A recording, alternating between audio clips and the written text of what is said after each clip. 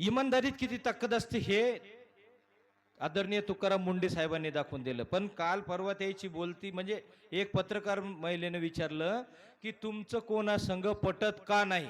म्हणजे आता मला सांगा,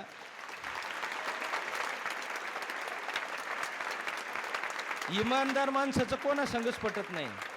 आता मी जर माझ्या गावात ग्रामपंचायतसाठी उभं राहिलो तर बहुसंख्य मतानं डोंगणावर पडेल, निवडून येऊ शकत नाही.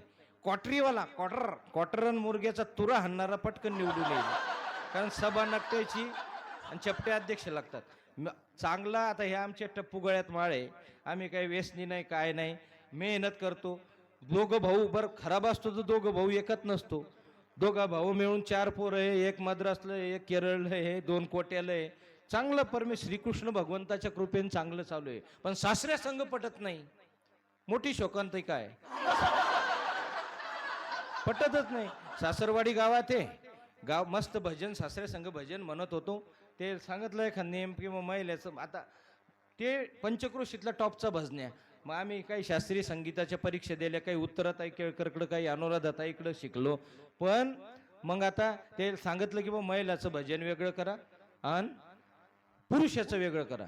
त्यानं लगेच आमचा एक भाऊबंद घेतला, मीटिंग घेतली. ते म्हणे तूच भजनात येऊ नको, छान पण शिकवू नको, काढून टाकलं.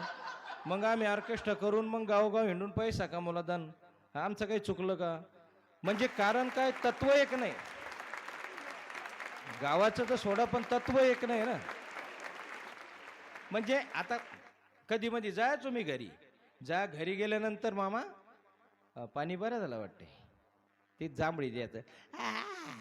आमच्या इकडं नाही, आमच्या शेताकडे नाही.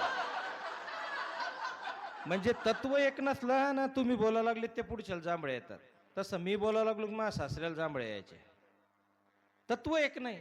आणि त्याचे आप्त इष्ट आले ते तत्वाचे भाऊ की लगे या घ्याच्या, तो म्हणायचा मूळव्याध आहे, दूध घ्या. तो म्हणायचा शुगर आहे. मग म्हणत बायको म्हणायचं पोहे करा. आणि आम्ही जवाई असू ना, मला बसायला पोतं खायला चिकट शिरा बसायला पोतं. त्याच्यानं गावातलं होतं होईपर्यंत पोरं नाही झालं चालतंय, पण करू नका, गावातलं करू नका. आमचं आम्हाला माहिती आहे, गावात जे काही जवाई इथं बसेल ते यायला पाहिजे. जे सासरवाडीतले बैल आहे, सासरवाडीतले बैल म्हणजे जे सासरवाड्याला 2 धाम करून आणतात आणि बापाला ढोरं वळायला लावतात, त्याला मी सासरवाडीतले बैल म्हणतो. मी सासऱ्याबद्दल कविता लिहिली मूर्ख हो, की सासरा कधी बाप नसतो, तो खिशातला साप असतो आणि आपण मेल्यावर आपली इस्टेट भरून नेण्याचं माप असतो. सासरा कधी बाप नसतो. दुसरी कविता केली मी, संभाजी महाराजपेक्षा मी सासरवाडीच्या प्रेमात कमी नाही.